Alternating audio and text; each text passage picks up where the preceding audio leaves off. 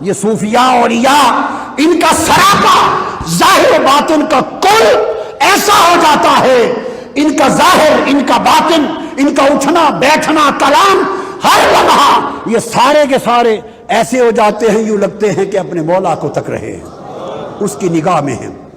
حضور داتا گنج بخش سیدنا علی حجویری کی بات، جب انسان اپنی ذات کی نفی کرتا ہے تو ارے جو فنا ہونے والا تھا اس کی تو نفی ہو گئی، جو فانی تھا اس کی تو نفی ہو گئی، اب جو بچا وہی باقی ہے، جو بچا وہی باقی ہے۔ پھر ساری مخلوق اس کے تابع ہو جاتی ہے۔ جب بندہ فانی نہیں رہتا تو ساری مخلوق جو فانی اس کے تابع ہو جاتی ہے، وہ راج کرتا ہے۔ 900 سال گزر گئے، بڑے لوگ مرے، اور ان وفات پانے والوں کو مردہ کہنے والے، جو مرتا ہے مردہ ہو جاتا ہے، مگر 900 سال سے یہ مردہ نہ ہوئے۔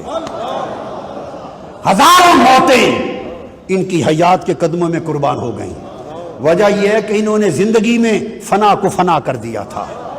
حضور داتا گنج بخش سیدنا علی حجویری رضی اللہ تعالیٰ عنہ فرماتے ہیں کشف المحجوب میں، حضرت شیخ ابو اسحاق ابراہیم کا واقعہ، شیخ ابو اسحاق ابراہیم روایت کرتے ہیں کہ میں اپنے اوائل احوال میں، روحانی ترقی کے سفر کے شروع کے زمانے میں، حضرت شیخ مسلم المغربی کی زیارت کے لیے گیا۔ مغرب میں شیخ مسلم المغربی کی زیارت کے لیے، فرماتے ہیں جب آگے داخل ہوا آپ نماز پڑھا رہے تھے اور الحمد شریف شروع کی تھی۔ وہ چونکہ مغرب کے رہنے والے تھے، مغرب کے لوگ پرانے بربر تھے، یہ عرب سے تھے، تو فرماتے ہیں جب میں نے سنا قرات کو، لہجے کو، تجوید کو، مخارج کو، تو میں نے دیکھا کہ غلط پڑھ رہے ہیں عربی مخارج کے اعتبار سے، تو میری طبیعت میں کوفت ہوئی کہ لمبا سفر طے کر کے اس کی شہرت سن کے آیا، سفر اور محنت برباد گئی، میں وہیں سے ہٹ گیا۔ شیخ مسلم مغربی کہتے ہیں کمرے میں چلا گیا، میں پھر دریائے فرات کے کنارے گیا صبح کی نماز کے لیے وضو کرنے۔ جب وضو کر کے پلٹا تو شیر ایک سو رہا تھا، وہ میری آہٹ سن کے جاگ پڑا، اتنے میں دوسرا شیر جاگ پڑا، 2 شیر کھنگارتے ہوئے میرے پیچھے ہو لیے۔ دوڑ کے میں حضرت شیخ ابو اسحاق ابراہیم فرماتے ہیں کہ شیخ مسلم مغربی کے حجرے کے سامنے آ کے پناہ لی، شیروں کا شور سن کر اور میری آہوزاری سن کے آپ باہر نکلے۔ جب دیکھا کہ شیر منہ پھاڑ کے کھڑے ہیں، آپ مسکرا پڑے۔ آگے بڑھ کے شیروں نے آپ کو دیکھا تو وہ سر جھکا کے کھڑے ہو گئے، سر جھکا کے، اور آپ آگے بڑھے، دونوں شیروں کے کانوں سے پکڑ لیا اور کان مروڑ کر ایک تھپڑ مارا اور کہا اللہ کے کتو، تمہیں کہا نہیں میرے مہمانوں کو تنگ نہ کیا کرو۔ تو شیر سر نیچے جھکا کے دم دبا کے بھاگ گئے۔ میں نے پوچھا حضرت یہ کیا ماجرا ہے؟ فرمایا تم مخلوق کے لیے عمر بھر اپنا ظاہر بناتے رہتے ہو، اس لیے مخلوق سے ڈرتے ہو۔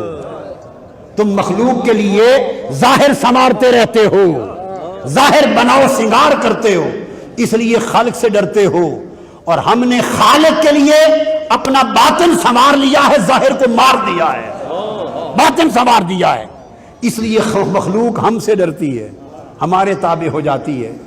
سو جن لوگوں نے اس وادی کا سفر نہیں کیا ان کی سمجھ میں نہیں آتا کہ یہ عرس کیوں ہیں۔ یہ عرس ان اللہ والوں کا ذکر ہے، اور وہ اس ذکر کو اس لیے ختم نہیں کر سکتے کہ حضور داتا گنج بخش کا ذکر اللہ کی عزت کی قسم یہ ولی کا ذکر نہیں، یہ خود خدا کا ذکر ہے۔ مسند امام احمد بن حنبل، میرا خطاب ختم، وہ حدیث سنا رہا ہوں بس، مسند احمد بن حنبل میں روایت ہے، امام طبرانی نے المعجم الاوسط میں روایت کی، مسند البزار نے روایت کی، امام بہقی نے روایت کی، مجمع الزوائد میں حیثمی نے روایت کی، تمام ائمہ اور محدثین نے روایت کی حدیث۔ آقا علیہ السلام نے فرمایا ان اولیائی من عبادی واحبائی من خلقی الذین یذکرون بذکری واذکر بذکرہم، فرمایا میرے بندوں میں میرے اولیاء ہوتے ہیں اور میری مخلوق میں میرے احبا محبوب ہوتے ہیں۔ میرے ولیوں اور محبوبوں کی پہچان یہ ہے کہ یذکرون بذکری، اگر میرا ذکر کیا جائے تو ان کا ذکر ہو جاتا ہے، وَأُذْكَرُ بِذِكْرِهِمْ، اور اگر ان کا ذکر کیا جائے تو وہ میرا ذکر ہو جاتا ہے۔ تو خدا کا ذکر ان کا جن کی یاد دلاتا ہے، ان کا ذکر خدا کا ذکر تک پہنچاتا ہے۔